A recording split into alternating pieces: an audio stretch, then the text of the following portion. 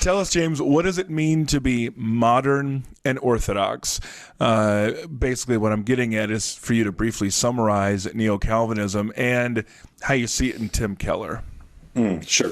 So I'll go for the what is Neo-Calvinism part first, because I think that will set up the answer to the question of what is modern and Orthodox, and then how do we get to Tim Keller. So Neo-Calvinism, something that I find myself saying a lot and have done over the years, is that it's not New Calvinism, N-E-W. The N-E-O is something quite different. So, you've had your own hand. That's my fault. Yeah, that's your, yeah, that's okay. We forgive you. But, so I work as a scholar of Neo-Calvinism in Edinburgh, and every so often, particularly with talking to Americans about my work, people will say things like, "Oh, that's really interesting that someone at Edinburgh University works on John MacArthur and John Piper and those guys." And I have to tell them, no, that's new, and neo is a completely different thing. So Neo-Calvinism is originally a Dutch movement, began in the late 19th century and then grew in the early 20th century. So it's centered on figures like Abraham Kuyper and Herman Bavinck. And it was an attempt to use the historic resources of the Reformed faith to drive the Christian faith forward into the modern age.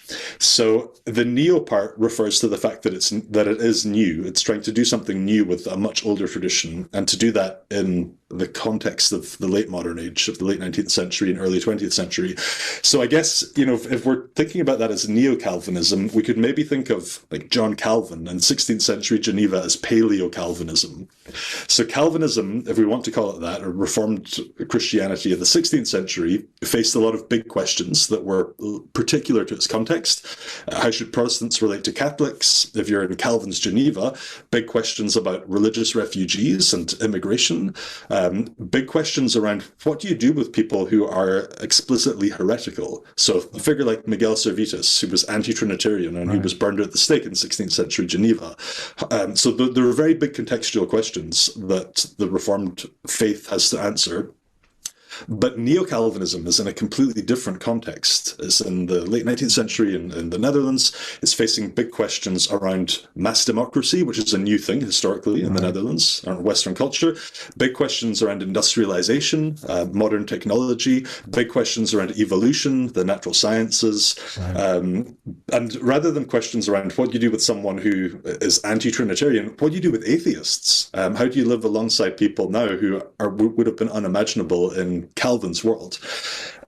So the Neo-Calvinists are not just trying to do Paleo-Calvinism in their own day and age. They're trying to drive the tradition forward, and sometimes that means challenging things within the tradition. So if you think of Calvin's support for the state execution of an anti-Trinitarian and the view that the state should be busy with the pursuit of heretics. Calvin was in that context, but Bavinck and Kuyper, that was one thing that they very explicitly revised within their tradition, that they didn't think the state should do this. And they actually revised their own confession, their church's confessional documents to change that. So there's some things that they challenge in the tradition, but lots of other things that they expand because the questions didn't exist in the Paleo-Calvinist era. Yeah. So that's what is Neo-Calvinism. The modern and Orthodox thing that you raise, and this is a big thing for Tim, and it comes across very clearly in your book. So a central claim that you hear a lot when you talk about Neo-Calvinism or talk to Neo-Calvinists is the idea that Christianity, or that Neo-Calvinism is both Orthodox and modern. So the Orthodox part means that it is it's not a kind of revisionist Christianity where we've jettisoned everything that came before the modern age and we're just reinventing everything all the time in order to be modern. So it's Orthodox, it's the historic Christian faith, but it's also modern. It's very recognizably not just 4th century Christianity or 16th century Paleo-Calvinism. So it has both of those things. So really it's a historical sensibility. It's a way of thinking about history. So maybe a way that listeners could think about it is through this question. Do you think that there was a historical golden age where the conditions were perfect for what it means to follow Jesus, to be a Christian, to be part of the church? And if that age has now passed, then are you fighting with tooth and nail to cling onto it and to live in some kind of a bubble like that?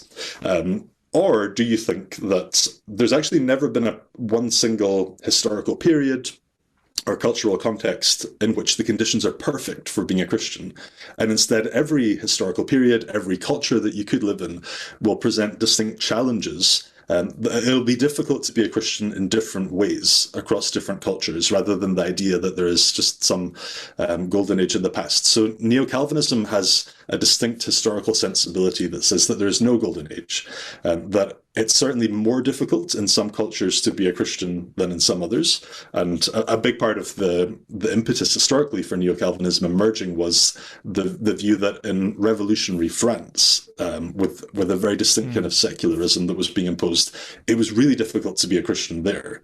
Yeah.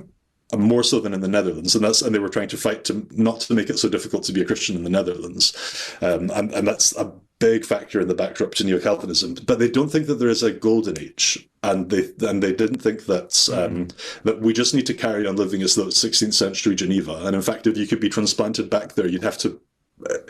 I think to follow Jesus well, you'd have to ask some really hard questions about a lot of things that were unchallenged or more normal in 16th century Geneva. So the idea is that there is no golden age, and instead the nature of orthodoxy is that it's not bound to or constrained by or encapsulated by or coterminous with any one particular culture of the past. No. Instead, Christian orthodoxy is something that puts down roots wherever it lands, and as it does so, it will affirm things that are good and true and beautiful wherever it finds them in whichever culture, but it will also challenge things that are not good and true and beautiful. And then as the roots spread throughout that soil, wherever it lands, it will rearrange what it finds, and it will make it a better version of what it found. So the Orthodox and modern impulse then says that if you want to be an Orthodox Christian and be part of the Church of the Ages, you have to be a part of the Church in your age, and not act out to kind of, not turn the Church into some kind of, like historical reenactment museum or something like that, where outside it's the 21st century, but you step in and you're back into the 16th century. And this gets us to Tim Keller, actually, because this is a sensibility that he found reading Neo-Calvinist texts, where this was something that really chimed with him, the desire to be a child of your own age, but also a child of God in that age, and to see that this is what Christians have been doing in every age. And I think then so Neo-Calvinism provided Tim with a lot of the theological underpinning in order to try and do what he did at Redeemer, for example.